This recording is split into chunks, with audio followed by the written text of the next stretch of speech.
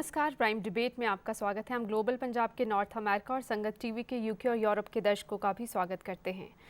1947 में जब हमारा देश सदियों की गुलामी के बाद आज़ाद हुआ तो यही सोचा कि अब देश हमारा है, यहाँ के ख्वाब हमारे हैं। लेकिन वक्त गुजरता गया और देश नई चीज़ों में जकड़ता गया। लूट, भ्रष्टाचार, दंगे, सांप्रदायिक तनाव बांटने वाले बयान और न जाने क्या क्या। तो क्या हम वाकई आज़ाद हैं?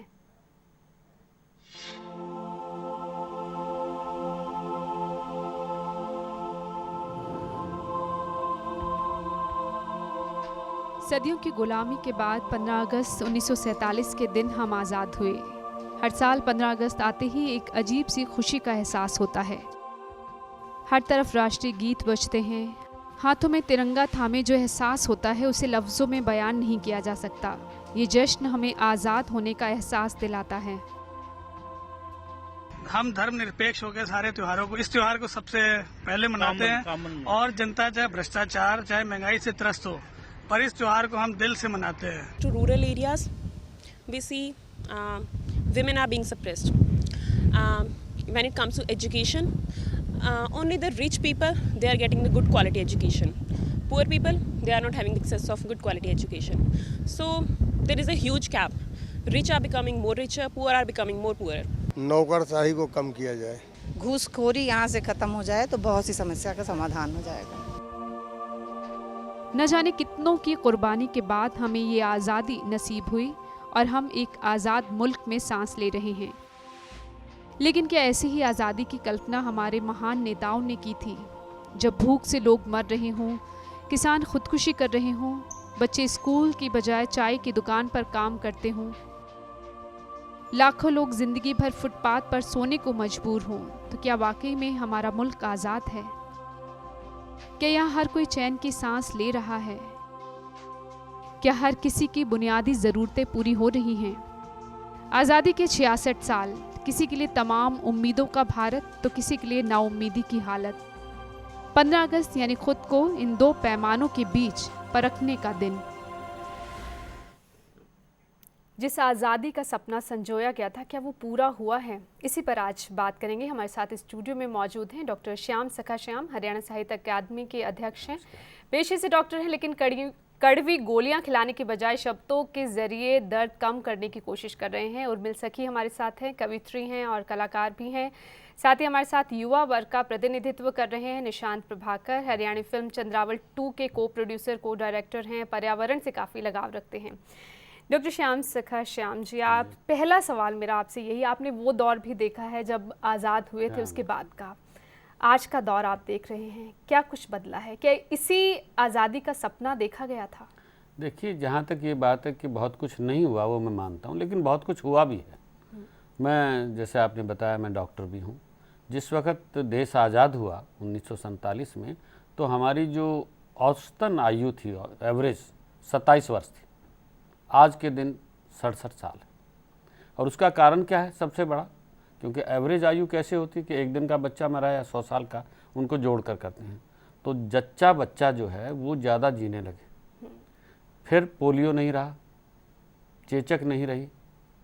मेरे पास आज से 10 साल पहले पोलियो के अप्रैल से लेके और जून तक 100 मरीज आते थे, अब एक भी नहीं आता। ये वो उपलब्धियां जो हमने हासिल की। और भी उपलब्धियां आप ये देखिए कि हमारे यहाँ जो हैवी इंडस्ट्री नेहरू जी लेके आए, चाहे वो ONGC थी, भारत हैवी इलेक्ट्रिकल था, HMT थी या एटॉमिक वो थी, उसके साथ एंसिलरी इंडस्ट्रीज कितनी बनी। और उससे भी ज़्यादा मैं ये मानता हूँ कि आप चारों तरफ देखिए, बर्मा में कहीं प्रजातंत्र है, बांग्लादेश में अधूरा सा है, श्रीलंका में अधूरा, पाकिस्तान में है ही नहीं, अफ़गानिस्तान में नहीं है, नेपाल में भी बिखरा हुआ है, चाइना में नहीं है।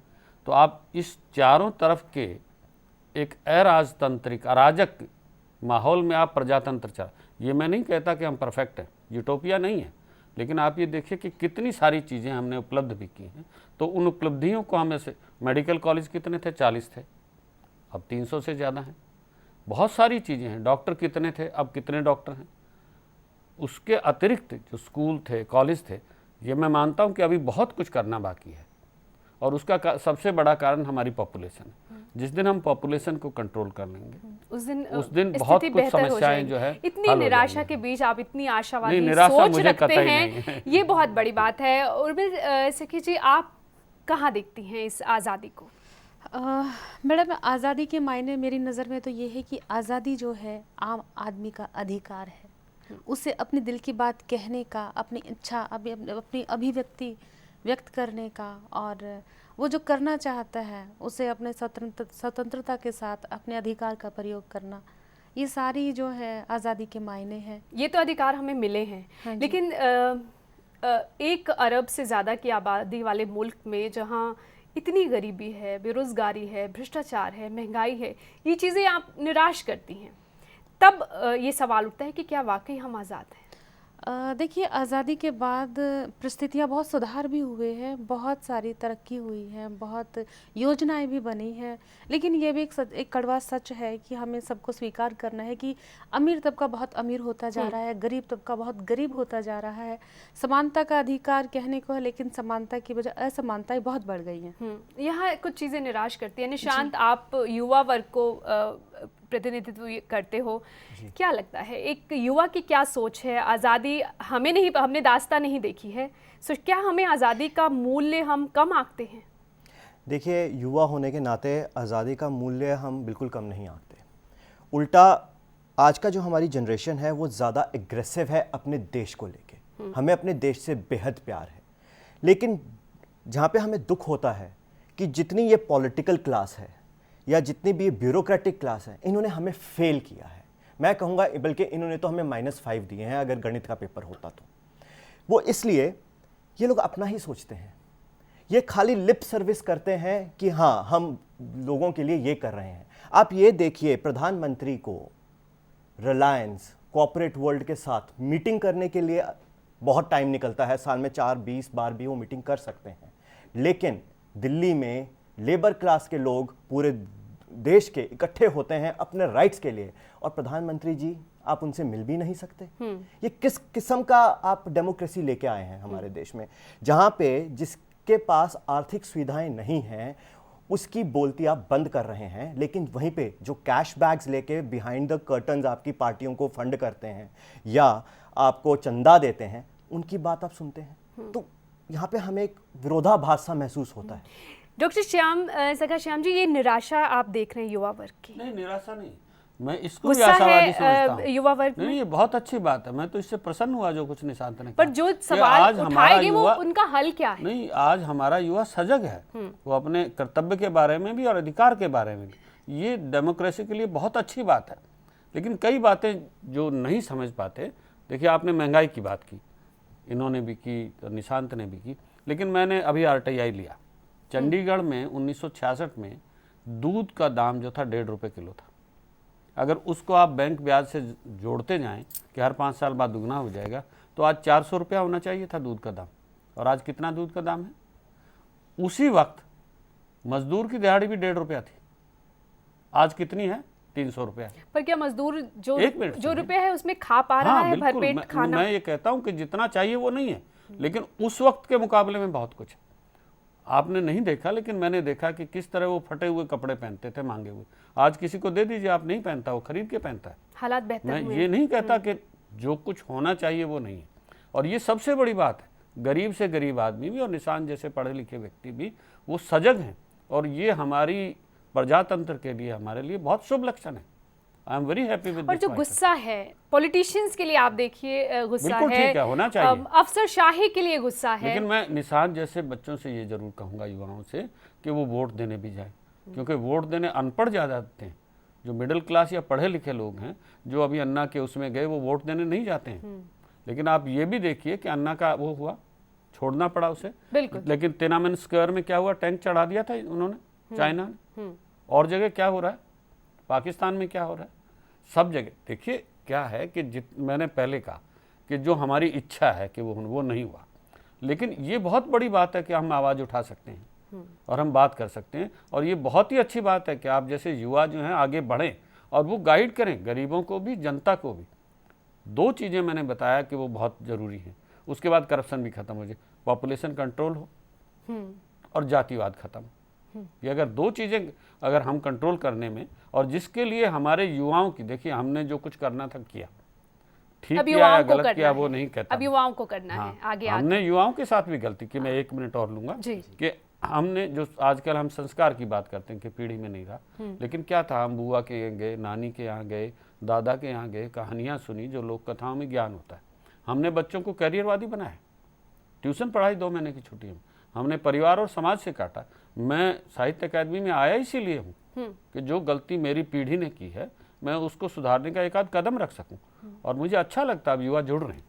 बोलिए निशान। देखिए, मेरे लिए एज अ युवा, मेरे लिए दो चीज़ें बहुत इम्पॉर्टेंट हैं।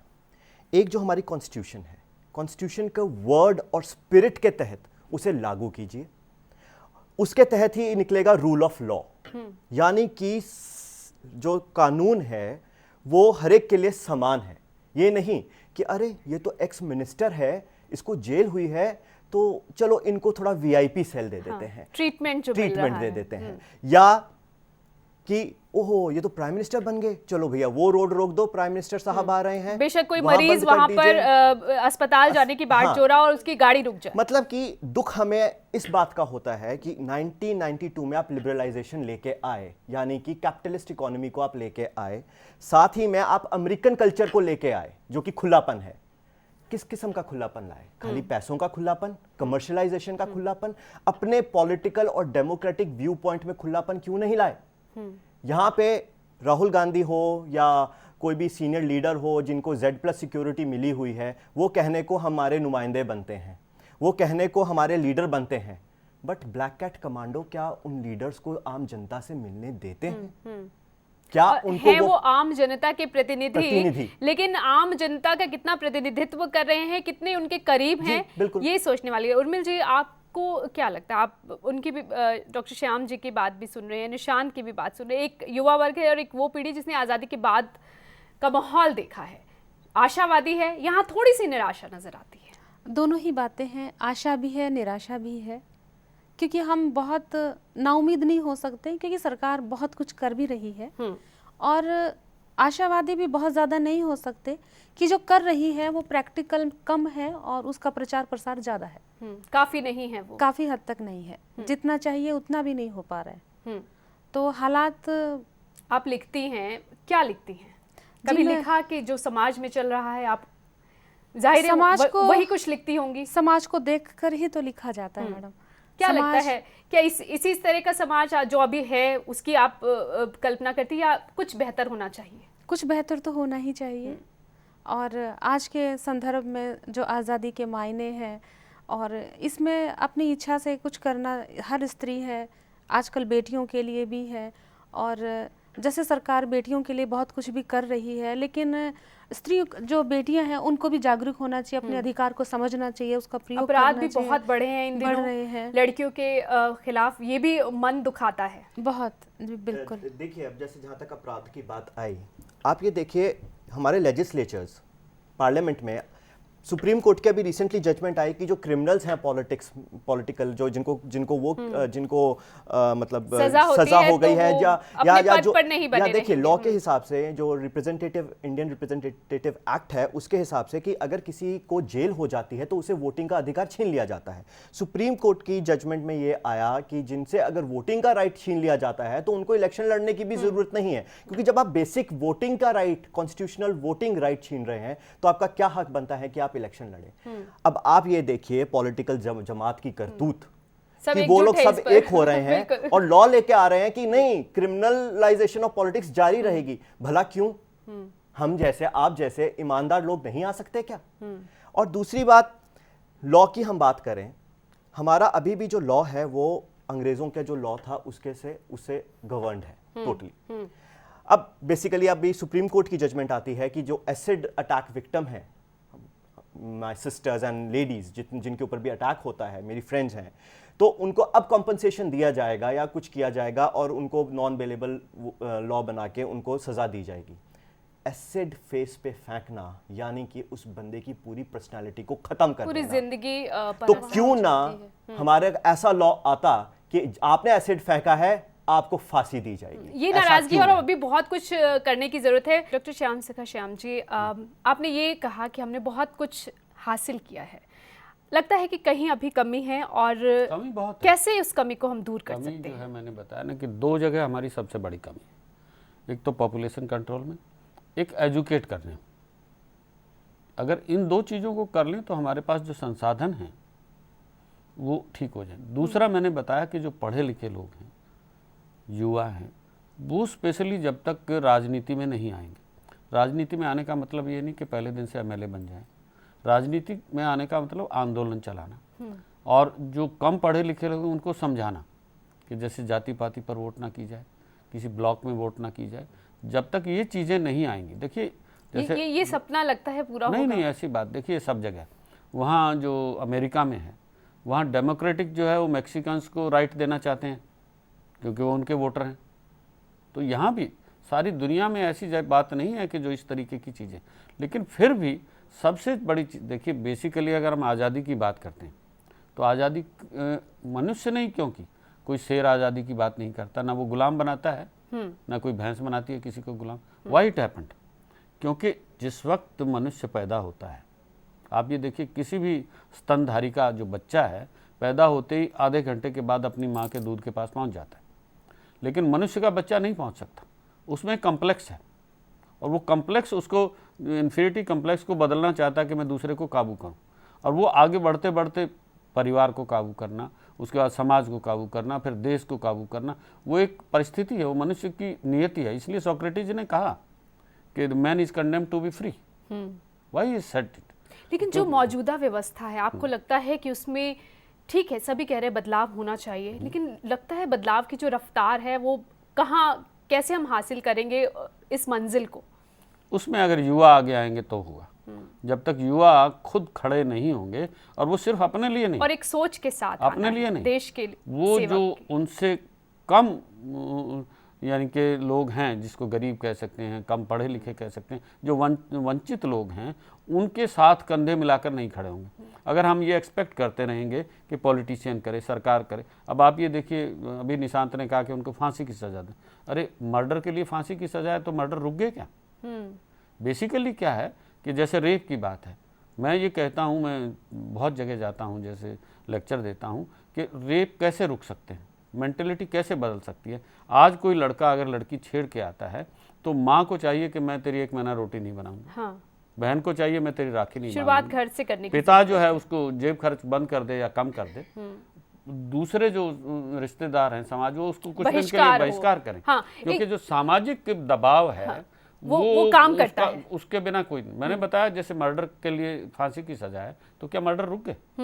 इसी तरह रेप कब किसी रुक और सकते हैं? तरीके से सुधार करने की बिल्कुल, जरूरत है, देखिए, यानी कि समाज अगर दबाव तक डालेगा समाज तो नहीं शायद आएगा, कुछ बदल सकता है। चाहे पॉलिटिक्स की बात हो, चाहे रेप की बात हो, यानी किसी भी चीज मतलब की आप बात हो, उम्मीद ये मत करिए कि आपके जो नेता है वो बदलेंगे नहीं, और उसके बाद सब कुछ बदलेगा। बदलना बदलाव हमें खुद से शुरू करना पड़ेगा। समाज को उर्मिला जी, अच्छा आप- बनाना है, तब बात मुझे आप करेंगे। क्या कहेंगे? मैं ये कहना चाहती हूँ, आजकल जो हलचलें हो रही हैं, आजकल का जो समय में जो भी हम मीडिया में देख रहे हैं, मुझे लगता है कि स्वतंत्रता और आज़ादी के मायने सिर्फ नेताओं को ही जो है वो इसका प्रयोग कर रहे हैं, अपनी मनमानी और अपनी स्वतंत्रता का वो प्रयोग कर रहे हैं। आम आदमी के अधिकार का प्रयोग, आम आदमी की सुनवाई नहीं हो रही है। आज़ादी के मायने शायद आजकल यही रह गए हैं कि नेता अपनी मनमानी करें। युवा वर्ग को आगे आने की बात कर रहे हैं। निशांत, लगता है युवा क्या देश के बारे में सोच रहा है? देखिए, युवा पीढ़ी में 2 डाइवर्जेंट रिव्यूज़ चल रहे हैं। मैं ये कहूँगा सेफली, मैं अगर 100% हम युवा लेते हैं तो मैं 60% ऐसे बोलूँगा कि जो वाकई में अपने देश के लिए कुछ करना चाहते हैं, लेकिन 40% ऐसे हैं जो कहते हैं, जो बहुत एलिटिस्ट और बहुत अपने में मगन। मेरा ये मतलब, ये जो रैट रेस चल रही है, एक युवा है जो अपने, शायद अब जो पीढ़ी है उसे यही सिखाया जा रहा है कि तुम कैसे कमाओगे, आपकी पढ़ाई जो हो रही है वो आपकी कमाई को ध्यान में रख कर हो रही कि आप कितने ज़्यादा पैकेज ले सकते हो। ऐसे दौर में लगता है कि युवा देश के लिए, आम लोगों के लिए कुछ सोच रहा है। डेफिनेटली हमारे सब युवाओं में एक जागृति तो आई है, जिसको हम बोलते हैं बेसिक सिविक सेंस की। ठीक है, आजकल हम इधर गंद फेंकते हैं, उधर गंद फेंकते हैं, लेकिन मैं अपने ही फ्रेंड सर्कल में आपको बता दूं, कितने ही ऐसे दोस्त हैं, कितने ही ऐसे लोग हैं, और कितने ही ऐसे जिनके भी बच्चे हुए हैं, उनको सिखा रहे हैं कि ऐसे बेटा गंद मत फैलाओ, ये हमारा देश है, इसे क्लीन रखिए। मतलब आप ये देखिए, जब हम स्कूल में थे हमें सिर्फ खाली पढ़ाया जाता था किताबों में कि आप अपने देश को स्वच्छ रखिए, साफ रखिए, प्रैक्टिकली नहीं बताया, हमारे पेरेंट्स ने नहीं बताया, नहीं बेटा घर में गंद नहीं फैलाना, बाहर गंद फैलाओ चाहे फैलाओ। लेकिन आज मैं ये देखता हूं कि एक युवा गरीब पीढ़ी, तबके के लिए युवा क्या सोच रखता है? देखिए गरीब तबके के लिए जो युवा जो एक सोच रखता है वो सद्भावना की, और एक अंदर से उसके लिए पीड़ा है कि इतने बरसों के बाद और गरीबी हटाओ के नारे के बाद भी देश में गरीबी है।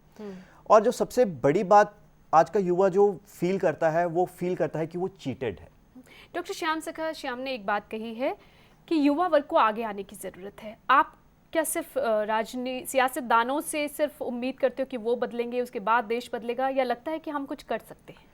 देखिए पर्सनल तौर पे अगर मैं बोलूं, एज ए युवा मैंने किया, मैंने बहुत कम से कम आज की डेट में अगर आप टोटली पेड़ गिने तो मैं कम से कम 300 देवदार के पेड़ मोरनी जैसे क्षेत्र में लगा चुका हूं अपने खुद के एफर्ट से। मैंने ना कोई एनजीओ बनाया ना कुछ, क्यों, मेरा टेस्ट है कि मेरे को एनवायरनमेंट को प्रोटेक्ट करना है। तो ऐसे बहुत से लोग हैं जो कि बिहाइंड द कर्टन्स काम करते हैं, ऐसे युवा हैं। लेकिन उनको इस बात का श्रेय लेना या वो कहना कि मैंने देखो ये किया कि मैं कल को एमएलए के लिए या एमसी के लिए खड़ा हो जाऊंगा, वो नहीं है। और दूसरी बात है, युवा पॉलिटिक्स में आए भी तो आए कैसे?